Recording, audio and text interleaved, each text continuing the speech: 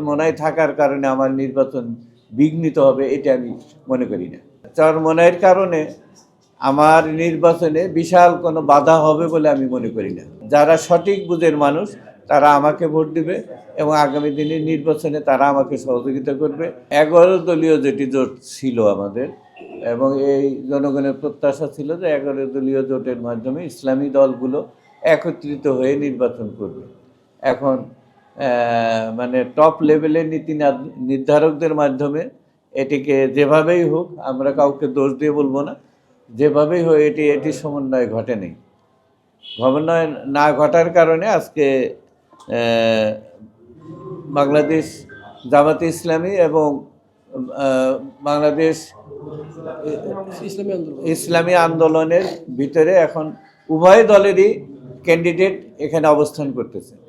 তা এখন এটিতে আমি বলবো যে এটির জন্য ভোট যুদ্ধে আমি খুব একটু বাধা কিছু মনে করি না। এই চরমোনাইয়ের কারণে আমার নির্বাচনে বিশাল কোনো বাধা হবে বলে আমি মনে করি না।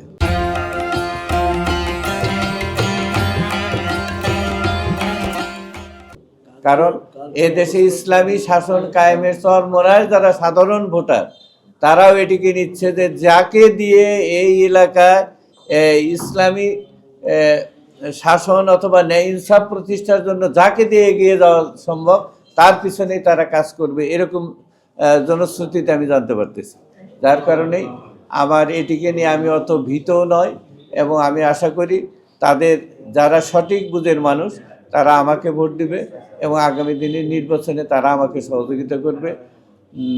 আর যে বিষয়ে যিনি ক্যান্ডিডেট ওনার বিষয়ে আমি ব্যক্তিগতভাবে কোনো কথা বলতে চাই না, কিন্তু তার আরও বোধহয় সময় লাগবে তাকে পরিচিত হইতে, এবং এলাকায় এরকম একটি প্রতিনিধিত্ব করার জন্য যে বয়স, শুধু শিক্ষাগত যোগ্যতা মানুষকে একটা নির্বাচনের জন্য তৈরি করে দেয় না। একটি মানুষকে তার পরিপূর্ণ মানুষের সাথে কোনো সংযোগ এবং সামাজিক কাজের সাথে সম্পৃক্ত থেকে সকল মানুষের সাথে সমন্বয় করে তাকে তৈরি হতে হয়।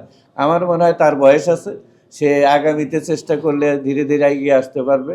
এবার আমরা আশা করব যে তার একটু ছাড়ের মনোভাব যদি সৃষ্টি হয় তাইলে আমার আর একটু সুবিধা হবে, আর না হলে আমি তাকে নিয়ে অতটা ভীত না যে চরমোনাই থাকার কারণে আমার নির্বাচন বিঘ্নিত হবে, এটা আমি মনে করি না।